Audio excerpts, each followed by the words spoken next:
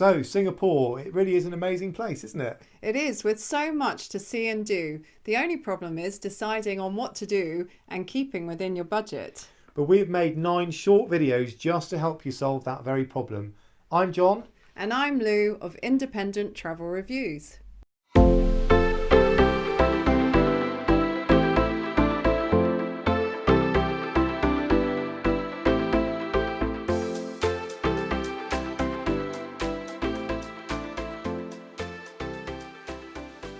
Welcome to video number 1 of 9 videos designed to help you get the best of your time in Singapore.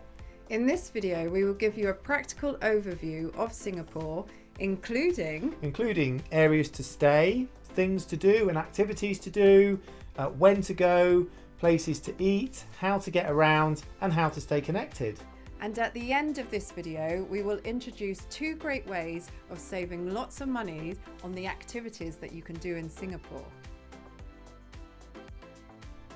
So in terms of where to stay in Singapore, we've deliberately chosen 4 different hotels to get a flavour for the different areas. So we've stayed in the Naumi Hotel and the Marina Bay Sands, both of which we're doing a separate, very short separate video review of. We've also stayed at the Oasia Resort Hotel, which is on Sentosa, and we've reviewed that briefly in our Sentosa video. The final hotel that we've stayed in for a couple of nights is the Sheraton Towers. That's close to about 10 minutes from Orchard Road and Newton Circus, well located. It's a nice hotel. It's a little bit dated, kind of dark wood and all that kind of stuff, but it was very nice. The rooms were fine. Had a bathtub, which is a lot of the hotels here don't. Staff were great, and particularly good was the gym area and the pool, which we both really liked.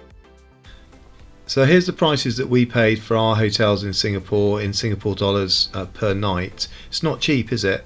No, it's not, but there are deals to be had. The Oasia Resort I actually had booked and then cancelled it because I found out that if you paid for it in advance, I saved about 100 Singapore dollars a night. And if you are prepared to compromise on facilities like swimming pools and gyms, then there are cheaper options like the Ibis Group, for example, has hotels from around about 70 Singapore dollars a night.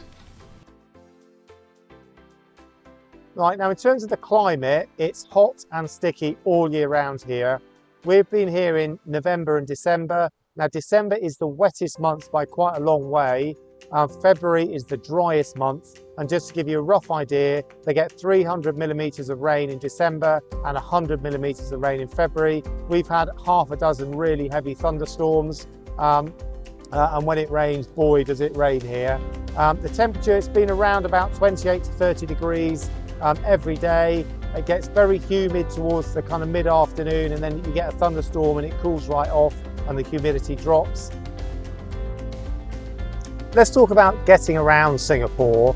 Now it's a pretty compact city, it's pretty easy actually. You've got a number of choices. So let's start with taxis. So there are the normal taxis that you can hail, but there's also taxi apps. We've used Grab.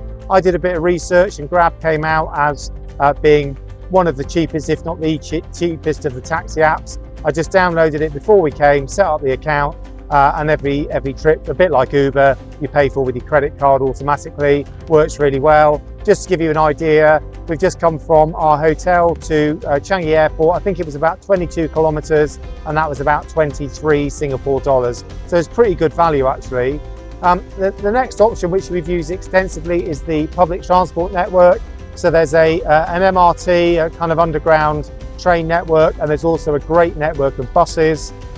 Yeah, so the buses are very easy to use. They're very clean, very reliable. They seem to operate pretty much to time from what we can tell. They're dead easy. You just tap in and tap off with your credit card. The only thing to note, as a foreign credit card holder, I think you get charged an additional 50 Singapore cents at the end of the day. And what they do is they just kind of roll all your fares up into one and then charge you one charge at the end of the day. So yeah, buses and the metro, really easy to use. There's also bikes to rent, which we're doing a separate video on a cycle tour around Singapore, but there's a couple of big bike apps here and they're both fairly easy to use. The one that I would recommend is Hello Ride. So let's talk about food now. So there's over 100 food courts here in Singapore. We've eaten at just 3 of them. Two that we would definitely recommend, which are Lau Pa Sat, I think I've got that right, and also Glutton's Bay. Both of those we've eaten in a couple of times, and the food quality was good. It was a really good choice. We also ate at the Newton Food Court, which was not so good, and I would not recommend particularly going back there. Last night we had a nice meal in the Far East Plaza, I think it was called, the shopping centre. It's called Krapau or Krapau, I'm not sure how you pronounce it. Right. It's on Scott Road, really nice authentic Thai food. And reasonably priced. I think we paid about $40 for a nice meal. So yeah, there's plenty of choice. Lots and lots of choice of places to eat here. Singaporeans like their food, don't And they? yeah, the Singaporeans. Number one topic. So on their, apparently, according to our food tour guide, the Singaporeans absolutely love their food. And the first thing they talk about is, are you hungry and where are you going to eat?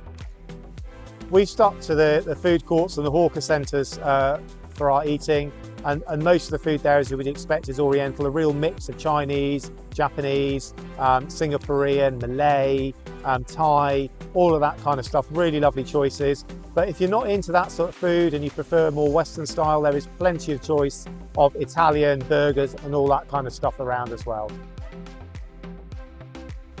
Now, having internet access on your smartphone is particularly useful in somewhere like Singapore, partly because Google Maps is really helpful, but also because quite a lot of the tickets for the various attractions are accessed via an app or via the internet. You may find that roaming from your home network provider is particularly expensive, so here's a couple of cheaper options to get you connected in Singapore. Now, if your phone accepts eSIMs, then I found the Nomad APAC eSIM really good value and flexible and reliable. Look out for discount codes on the internet, and if we get any discount codes, I'll post them in the video description. Now, if you want a local provider, then Singtel is one of the biggest ones in Singapore. They provide eSIMs via their website, but they also provide a tourist SIM, which you can either buy from their website or you can buy at stores like 7-Eleven stores.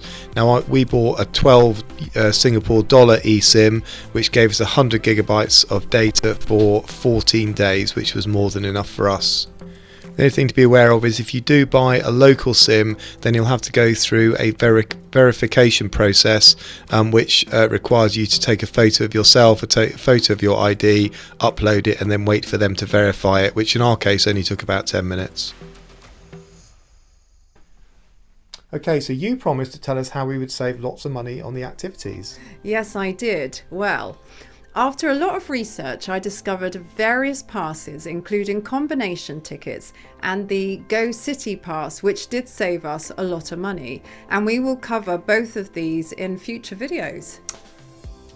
So, over the remaining 8 videos of this series, we will cover over 20 activities and 3 further hotels. Now, we promised 2 ways of making great savings on some of these activities, and these are the Singapore Go City Pass and the Mount Faber Cable Car Flexi Pass. So in the next video in the series, we'll cover the Singapore Go City Pass and also review the activities that are listed here. In video 3, we move on to the Botanical Gardens and the absolutely stunning Orchid Garden. Video 4 reviews the Mount Faber Cable Car and Flexi Pass and the activities that you can see here. Then we move on to video 5, Sentosa Island, and we talk about how to get to and around the island, also the hotel that we stayed at, the Oasia, and the 3 activities that you can see listed here. We were lucky enough to have a whole week in Singapore, but if your time is short, then we also offer in video 6 an itinerary that allows you to make the most of a short stay in this amazing city. Also cover off those 4 activities that you can see listed now.